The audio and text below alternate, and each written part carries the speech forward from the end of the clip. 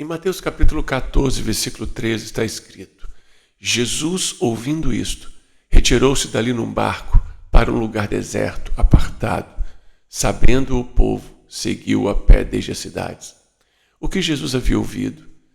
A morte de João Batista e seu sepultamento, decapitação, traição, vítima de artimanhas políticas, artimanhas malignas, diabólicas, vinganças pessoais. E então João Batista, o profeta, o precursor do Senhor, seu parente também, ele havia sido assassinado cruelmente. Jesus, ouvindo isto, retirou-se de onde estava num barco para um lugar deserto. Há momentos da nossa vida em que precisamos de um lugar deserto, aonde vamos abrir a nossa alma, orar, buscar ao Senhor, derramar todas as nossas ansiedades no altar da graça de Deus. Há muitos momentos em que precisamos falar com o Senhor, abrir o nosso coração, a nossa mente, abrir completamente os nossos sentimentos àquele que já tudo sabe.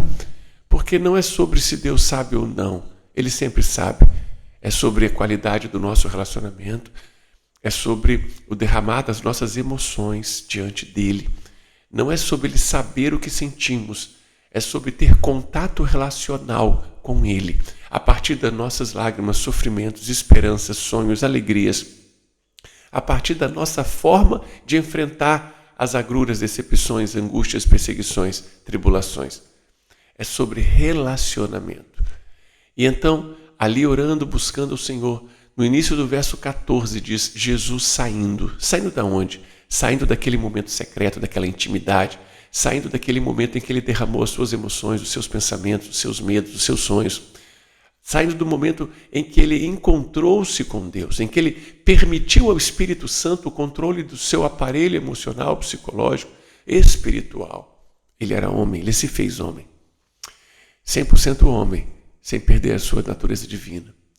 Jesus saindo viu uma grande multidão. Aquela multidão se formou ali porque as pessoas buscavam em Jesus as soluções para os seus problemas. Ele possuiu, naquele momento, o amor infinito derramado sobre ele no Espírito Santo. Ele olhou a multidão com os olhos do Pai e então, possuído de íntima compaixão para com ela, curou seus enfermos. Observe que ele saiu da presença de Deus no sentido relacional de oração e ele já estava cheio do amor de Deus ali dentro dele.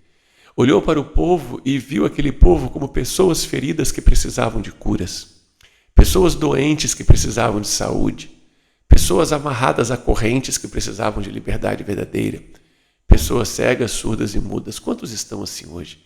Completamente tomados pelos valores financeiros desse mundo, pela luta em busca de mais dinheiro, de mais fama, de mais poder, de mais reconhecimento, pela luta em prol das coisas da terra e do mundo, e por isso machucados, feridos, adoecidos, oprimidos, cansados e sobrecarregados.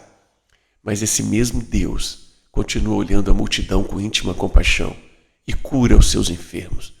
Jesus curou os que foram a Ele. Se você for a Ele, a cura para ti. Sendo chegado a tarde, os seus discípulos aproximaram-se dele, dizendo: o lugar é deserto, a hora é já avançada.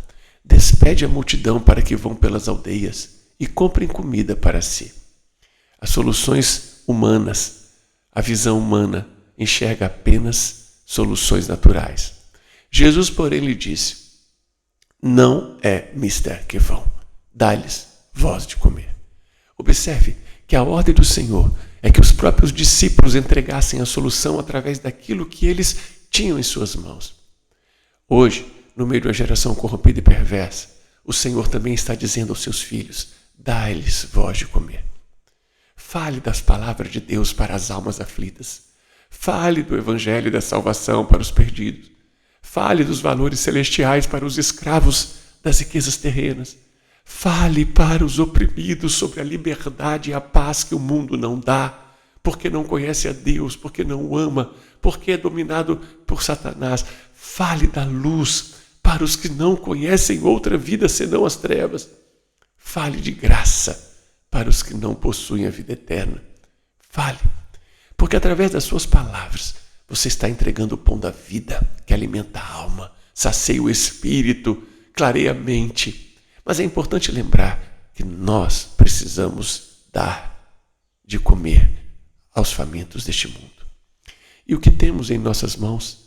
Qual é o nosso pão e peixe a entregar ao Senhor para que multiplique e alimente o povo?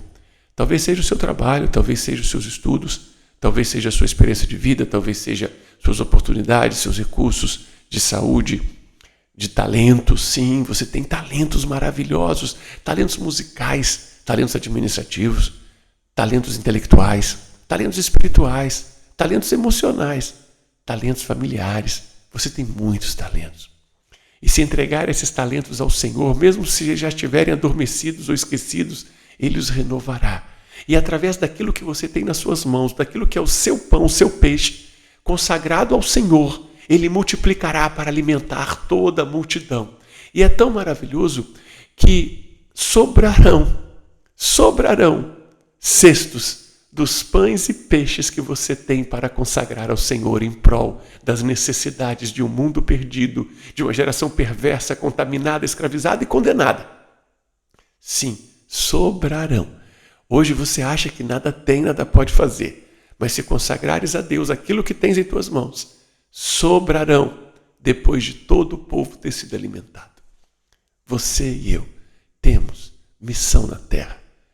E a nossa profissão, os nossos recursos, as nossas ferramentas, aquilo que Deus nos deu, são os pães e peixes que Ele quer usar para alimentar a multidão.